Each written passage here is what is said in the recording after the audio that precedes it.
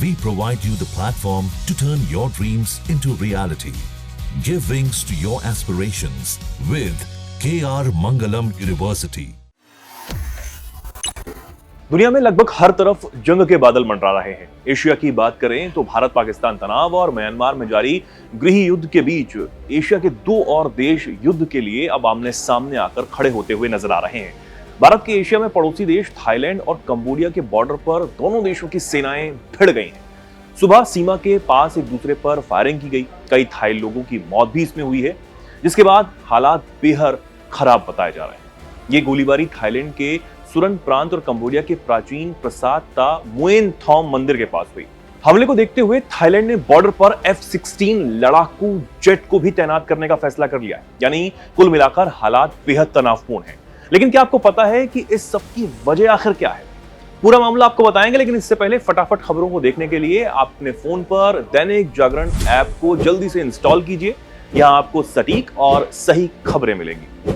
इसके साथ ही दैनिक जागरण के YouTube पेज को सब्सक्राइब, लाइक और शेयर करना ना भूलें।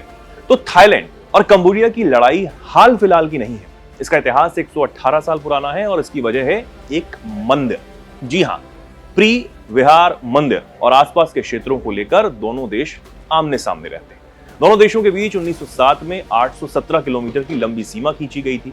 तब कंबोडिया फ्रांस के अधीन था। थाईलैंड ने हमेशा इसका विरोध किया क्योंकि नक्शे में प्री विहार नाम का ऐतिहासिक मंदिर कंबोडिया के हिस्से में दिखाया गया था। इस पर दोनों देशों में विवाद चलता रहा। 1959 में कंबोडिया का यह मामला अंतर्राष्ट्रीय न्यायालय में ले जाया गया और 1962 में अदालत ने फैसला दिया कि मंदिर कंबोडिया का है।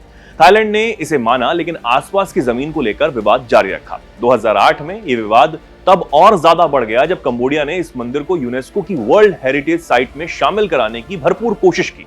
मंदिर को मान्यता तो मिल गई, लेकिन दोनों देशों की सेनाओं में फिर झड़पें शुरू हो गईं और 2011 में तो हालात इतने ज्यादा बिगड़ गए कि हजारों लोग अपने घर छोड़ने पर मजबूर हो गए।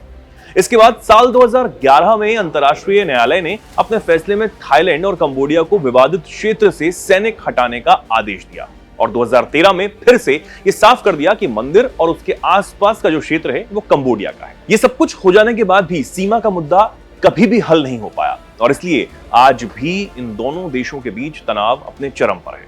हालांकि थाईलैंड में राजनीतिक उठापटक भी जारी है।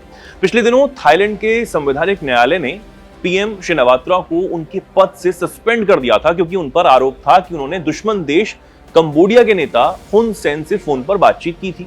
इस बातचीत में उन्होंने थाई सेना के कमांडर की जमकर आलोचना की थी। इसे थाईलैंड में गंभीर मामला माना जाता है क्योंकि सेना का वहां पर काफी प्रभाव है।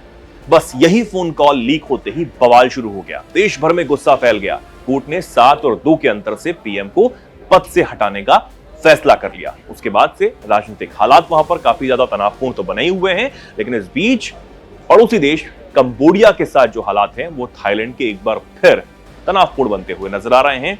जो झड़पें वहां पर हो रही हैं उसकी कई तस्वीरें वहां से सामने आ रही हैं। आगे क्या कुछ डेवलपमेंट इस पर होता है, हम आप तक खबरें पहुंचाते रहेंगे। ऐसे ही जानकारियों के लिए, खबरों के लिए जुड़े रहिए दैनिक जागरण के साथ। नमस्कार।